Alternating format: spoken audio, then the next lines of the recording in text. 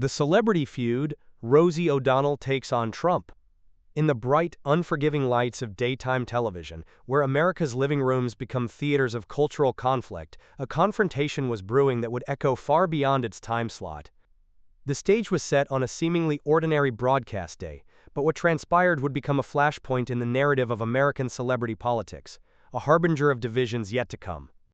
Rosie O'Donnell, her voice carrying the weight of righteous indignation, launched into what began as commentary but quickly crystallized into something more pointed, an indictment. The studio audience, initially expecting the comfortable rhythms of daytime banter, felt the atmosphere shift as O'Donnell's tone hardened. This wasn't mere celebrity gossip.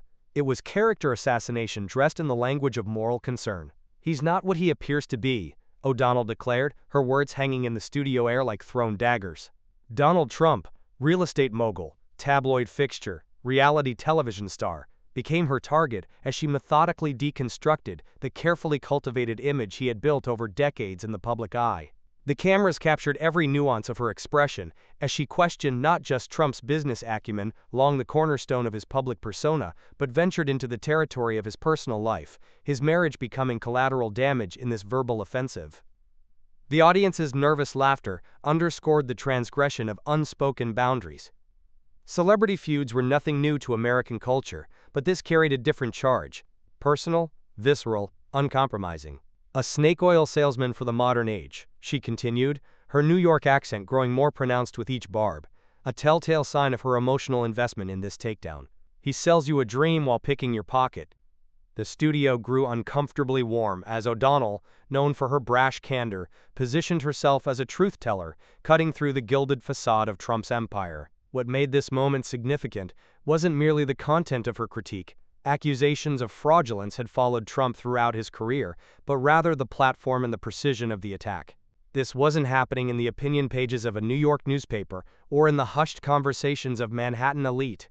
It was playing out in the Democratic forum of daytime television, where middle America consumed its culture in digestible, between-errands portions.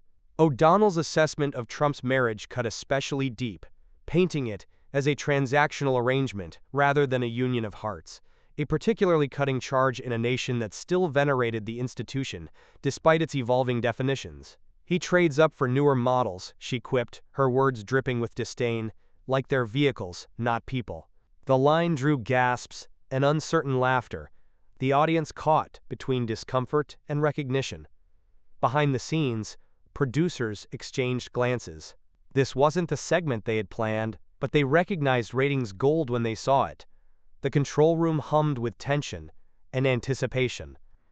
Nobody moved to cut the segment short. What none of them could foresee was how this exchange would ripple outward, becoming not just another celebrity spat, but a preview of the discourse that would eventually consume American political life. O'Donnell, in that moment, became an unlikely oracle of the cultural divide that simmered beneath the surface of American society, a divide that would eventually boil over into the political arena. The real story wasn't playing out on stage, but in the invisible connection between the television studio and millions of American homes, where viewers were silently choosing sides, their reactions forming the first tremors of a seismic shift in cultural alignment. For some, O'Donnell's words resonated as brave truth-telling. For others, they represented the condescension of coastal elites toward a man who spoke the language of American aspiration. As the segment drew to a close, neither O'Donnell nor the absent Trump could have anticipated how this skirmish would prefigure a much larger cultural war, one that would eventually transcend entertainment and permeate every aspect of American life. The talk show confrontation, seemingly contained within its time slot, had inadvertently uncovered fault lines that ran much deeper than celebrity gossip. The camera pulled back, capturing O'Donnell's resolute expression as the show prepared to cut to commercial. But in living rooms across America, the conversation was just beginning, as viewers processed what they'd witnessed, a moment that, in retrospect, would be recognized not just as celebrity drama, but as a harbinger of the polarization that would come to define an era. Whatever would happen next between these two outsized personalities remained to be seen. But one thing was certain.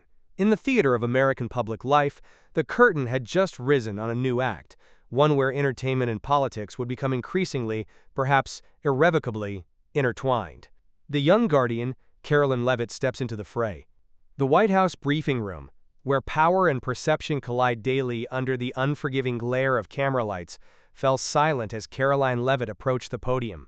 At just 30 years old, the youngest person ever to serve as White House press secretary carried herself with the practiced composure of someone twice her age, though keen observers might have noticed the almost imperceptible tightening of her grip on her leather portfolio as she prepared to enter the verbal battlefield. The timing was not accidental.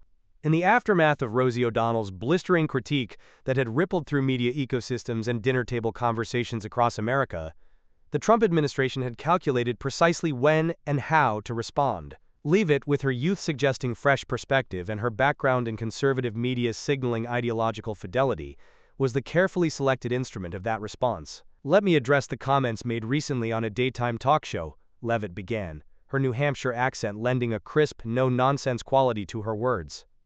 The room tensed. Everyone present understood the unspoken reference. This wasn't merely a press secretary defending her boss. This was the newest act in an ongoing cultural drama between Trump and O'Donnell, a feud that had transcended mere celebrity spat to become symbolic of America's deepening divisions. Leavitt's defense strategy revealed itself methodically. First came the dismissal, characterizing O'Donnell's comments as typical coastal elite disdain for everyday Americans and their values. Then the pivot to offense, recasting the criticism not as an indictment of Trump, but as an attack on the millions who supported him. The technique transformed Trump from defendant to proxy victim, Rosie from critic to aggressor. "The president has heard these same recycled attacks for decades," Leavitt continued, her voice steady but carrying an undercurrent of controlled indignation. "Yet he continues to fight for the forgotten Americans who don't have the luxury of voicing their opinions on national television." Behind her poised exterior, Leavitt was executing a complex political maneuver. Having studied Trump's past confrontations with O'Donnell extensively in preparation for this moment, she understood that this wasn't merely about refuting specific allegations, it was about reframing the narrative entirely. Each carefully chosen phrase served to position Trump as the populist champion standing firm against entertainment industry elitism. Journalists in the room recognized the performance for what it was, a masterclass in modern political communication, where the factual merit of accusations matters far less than the emotional resonance of the response. Veterans of the White House press corps exchanged knowing glances. They had witnessed countless briefings, but Leavitt's approach, youthful confidence, combined with unwavering loyalty, represented something distinctly tailored to the Trump era's communications demands. As cameras captured her every gesture, Leavitt was acutely aware of the dual audience she addressed. For Trump himself, likely watching from the private residence, her forceful defense would signal the loyalty he prized above all other qualities. For the base voters whose continued support formed the bedrock of his political power, her words would provide ready-made counter-arguments to deploy in their own social circles when O'Donnell's criticisms inevitably arose. "The president's record speaks for itself," she asserted, transitioning to a litany of economic figures and policy achievements, a tactical shift from defense to offense that drew attention away from O'Donnell's personal attacks toward more favorable terrain. What made this confrontation particularly noteworthy wasn't simply that it existed. Trump-O'Donnell feuds had punctuated American cultural discourse for years, but rather what it revealed about the increasingly blurred lines between entertainment, media, and governance. Here was a former TV personality, now president, deploying his youngest-ever press secretary to counter accusations from a daytime talk show host, all playing out as prime political theater. The press corps questions grew increasingly pointed as the briefing continued, testing Leavitt's composure. "Does the president plan to respond directly to Ms. O'Donnell's characterization of his business practices?" asked a reporter from the front row. Leavitt's slight smile, confident, perhaps even slightly amused, telegraphed her answer before she spoke it. "The president is focused on matters of state, not celebrity gossip," she replied, the calculated dismissal accomplishing multiple objectives at once, diminishing O'Donnell's stature, elevating Trump's, and paradoxically ensuring the story would dominate another news cycle through the very act of declaring it beneath notice. As Leavitt concluded the briefing, gathering her materials with practiced efficiency, the political machinery behind her was already assessing the performance, measuring its effectiveness across social media metrics and cable news chyrons. The youngest press secretary had faced her first major cultural flashpoint, and navigated it with the kind of disciplined messaging that had become the hallmark of survival in Trump's orbit. What remained to be seen was how O'Donnell would respond to this official White House rebuke. The battle lines had been drawn, the initial volleys exchanged, but in America's increasingly tribalized media landscape, such conflicts rarely ended with a single exchange. As Leavitt disappeared through the briefing room door, the gathered press already had their phones out, fingers moving rapidly across screens, crafting the narratives that would propel this confrontation into its next inevitable phase. The collision, Leavitt confronts O'Donnell's challenge. The anticipated clash finally erupted in full view of the nation.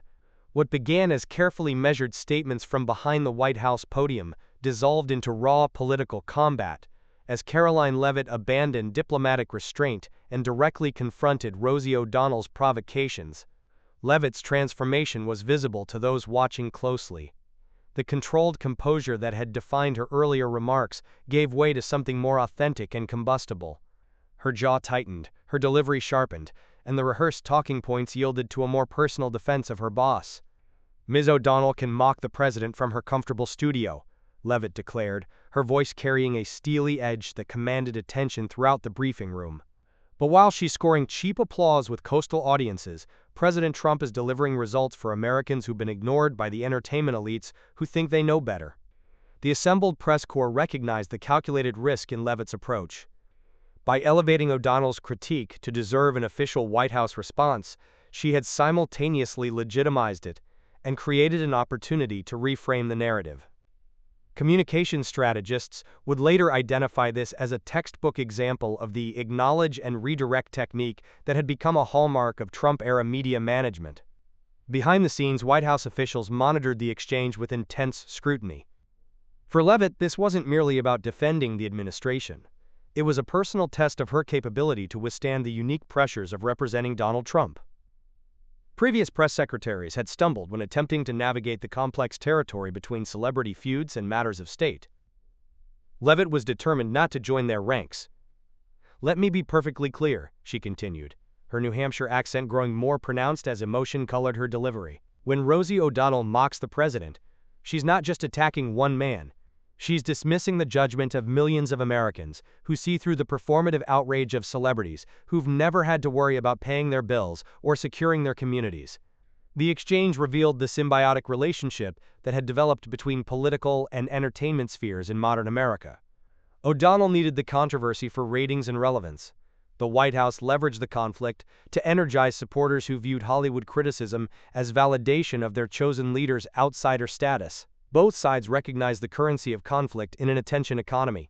What made this confrontation particularly significant was Leavitt's decision to personalize her defense beyond typical talking points.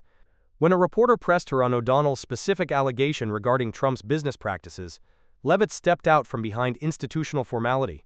"I've worked alongside the president for years," she said, abandoning her notes entirely. "I've witnessed firsthand his commitment to this country. Ms. O'Donnell has never spent a day in the White House, never seen how decisions are made, never observed how deeply the president considers the impact of his policies on working families." Political analysts noted the strategic value of this approach. By invoking her personal experience, Leavitt had transformed abstract policy disputes into a character testimony that was harder to dismiss. She had positioned herself not merely as a spokesperson, but as a witness vouching for Trump's character, precisely the territory where O'Donnell's attacks had been directed. The briefing room's atmosphere grew increasingly charged as Leavitt continued her counteroffensive.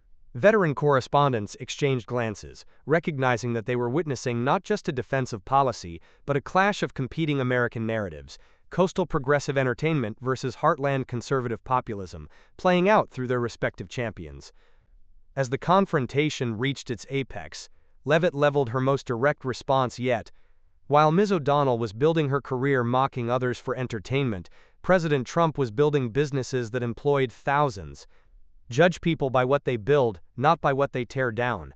The statement hung in the air, its simplicity belying its effectiveness as a framing device. In 14 words, Leavitt had recast the entire conflict as creator versus critic, a framework highly favorable to the administration's narrative. As Leavitt concluded the briefing, the initial skirmish was over. But the broader battle for cultural and political narrative supremacy was just beginning to intensify. In green rooms across Manhattan and Washington, television producers were already booking panels to dissect the exchange. On social media, clips of the most pointed moments were spreading with the velocity that only genuine conflict can generate.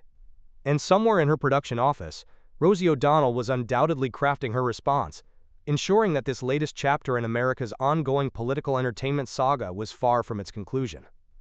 The confrontation had transcended its individuals to become something more significant, a perfect crystallization of a divided nation's competing truths, with neither side willing to cede the final word. The counteroffensive, Leavitt's tactical pivot. The temperature in the briefing room climbed as Karoline Leavitt abandoned defense for offense. Her posture shifted perceptibly, shoulders squaring, expression hardening into something more calculated than reactive. The transformation was subtle but unmistakable to those who studied political combat professionally. This was the moment when the spokesperson became the strategist. "But let's talk about credibility for a moment," Leavitt said, her voice dropping to a register that commanded attention rather than demanded it. The room stilled. Journalists, who had been rapidly typing, paused, fingers hovering over keyboards. This tonal shift signaled the arrival of premeditated material, not extemporaneous response. "While Ms. O'Donnell positions herself as some moral authority," Leavitt continued, a slight curl forming at the corner of her mouth, "perhaps we should examine her own professional trajectory." The deliberate use of O'Donnell's formal title carried unmistakable irony, a rhetorical device that simultaneously acknowledged and undermined her opponent's stature. What followed was a methodical deconstruction of O'Donnell's career arc, delivered with the clinical precision of an opposition researcher who had been waiting for precisely this moment. Leavitt wasn't merely responding to O'Donnell's allegations, she was reframing the entire narrative battlefield. "The American people can distinguish between those who build and those who merely criticize," Leavitt said, her New Hampshire accent growing more pronounced, a tactical authenticity that contrasted with what she characterized as O'Donnell's Hollywood phoniness. "They recognize the difference between a president driving policy and a washed-up comedian desperately clinging to relevance." The phrase washed-up comedian hung in the air like a grenade with its pin removed. Political observers recognized this wasn't merely an insult, but a calculated attempt to relocate the conflict from the realm of substantive policy to the territory of celebrity credibility, precisely where O'Donnell was most vulnerable. On the monitors visible from the podium, chyrons on cable news networks were already being updated. "White House calls O'Donnell washed-up comedian" appeared in bold text, ensuring that Leavitt's framing would dominate the next news cycle. The briefing room had transformed into a transmission belt for a narrative that would soon permeate the national conversation. Behind Leavitt's attack lay a sophisticated understanding of how modern media functions. By questioning O'Donnell's relevance, she had manufactured a dilemma for her target: respond and validate the White House's framing, or remain silent and appear to concede the characterization. Either path served the administration's interests. "The real fraud," Leavitt said, deliberately echoing O'Donnell's earlier accusation against the president, "is pretending that failed entertainers have special insight into governance." The rhetorical jiu-jitsu was impressive, taking the weight of O'Donnell's attack and redirecting it toward its source. Veteran correspondents exchanged glances across the briefing room. They had witnessed countless political counterattacks, but Leavitt's approach represented something distinctly calibrated to the current media environment. She wasn't just defending the administration, she was weaponizing the very concept of celebrity that O'Donnell embodied. While Ms. O'Donnell was getting canceled by network after network, Leavitt continued, her rhythm now matching that of a prosecutor delivering a closing argument. President Trump was delivering on his promises to the American people. The juxtaposition was brutal in its simplicity. Failure versus achievement, irrelevance versus impact. Political communication experts would later analyze this moment as textbook political judo, using an opponent's momentum against them. By establishing O'Donnell as a failed entertainment figure rather than a legitimate critic, Leavitt had effectively poisoned the well from which any future criticism might flow. As Leavitt prepared to move on to the next question, a subtle smile crossed her face, the expression of someone who recognized she had successfully executed a high-risk maneuver. The briefing's focus had been irrevocably shifted from the administration's vulnerabilities to O'Donnell's perceived inadequacies. In green rooms across Washington and New York, producers were already booking panels to dissect this exchange. On social media, the confrontation was fracturing along predictable partisan lines. What began as O'Donnell's offensive had been transformed into the White House's opportunity. And in that moment, as Leavitt called on the next reporter, both sides recognized an essential truth of modern political warfare. Sometimes the most effective defense is an attack that changes the territory on which the battle is fought. The substantive questions that had initiated the exchange lay abandoned, replaced by the personality-driven conflict that now dominated the discourse. What remained to be seen was how O'Donnell would respond to this calculated repositioning of their public feud, and whether the underlying issues would ever re-emerge from beneath the rubble of personal attacks that now buried them. Digital battlegrounds, the aftermath. The aftermath of political confrontations in the digital age unfolds with its own brutal choreography. As video clips of Leavitt's methodical dismantling of O'Donnell spread across platforms, the online ecosystem began processing the exchange not as substantive debate, but as spectator combat, seconds counted, winners declared, casualties assessed. Hashtags emerged like battlefield standards. Hashtag Leavitt takedown and hashtag silenced O'Donnell climbed trending lists, propelled by armies of digital partisans who hadn't merely watched the exchange but felt personally vindicated by it. For Leavitt's supporters, her performance represented more than effective communication strategy. It symbolized a long-awaited reckoning against perceived cultural elites. Each share, each triumphant comment became an act of participatory revenge against forces they had long resented. "She finally said what everyone's been thinking," wrote one influential conservative account, garnering tens of thousands of engagements within hours. Hollywood liberals lecturing America, while their own industry collapses under the weight of its hypocrisy. Inside White House strategy rooms, digital directors monitored the unfolding reaction with clinical precision. This wasn't merely spontaneous public response. It was a harvesting opportunity. Campaign email lists would soon receive fundraising appeals featuring the exchange, transforming momentary outrage into financial resources for the battles ahead. Meanwhile, O'Donnell encountered the peculiar solitude that follows digital humiliation. Advisors who had championed her confrontational approach now fell conspicuously silent as metrics revealed the narrative slipping from their grasp. Her phone, which had buzzed constantly with encouragement before the exchange, now vibrated primarily with notifications of users tagging her in mocking memes and edited clips designed to amplify her perceived defeat. "This is what happens when you send entertainers to do a journalist's job," wrote one particularly viral comment that cut to the heart of O'Donnell's vulnerability. Her constant struggle for legitimacy beyond her celebrity status. Media executives, witnessing the explosion of engagement metrics, made the calculations that have defined the attention economy since its inception. Panel discussions were hastily assembled not to examine policy implications, but to analyze the theatrical elements of the confrontation. Graphics appeared on screens nationwide. Celebrity takedown, Leavitt versus O'Donnell, further cementing Leavitt's strategic victory in framing the exchange as a battle of stature rather than substance. Beneath the surface metrics of likes and shares, a deeper polarization was being reinforced. For those already aligned with the administration, Leavitt's performance represented a cathartic moment of cultural counterpunch. For those opposed, it epitomized the administration's perceived disdain for substantive inquiry. Few minds were changed, but many were further entrenched, the true outcome of most modern political theater. In newsrooms across the country, editors faced the familiar dilemma of modern journalism. The conflict generated traffic, but the underlying policy questions generated little engagement. Headlines gradually shifted from substance to spectacle.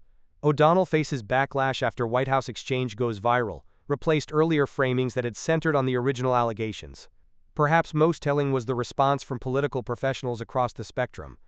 Text messages exchanged between campaign strategists from both parties acknowledged the technical proficiency of Leavitt's approach.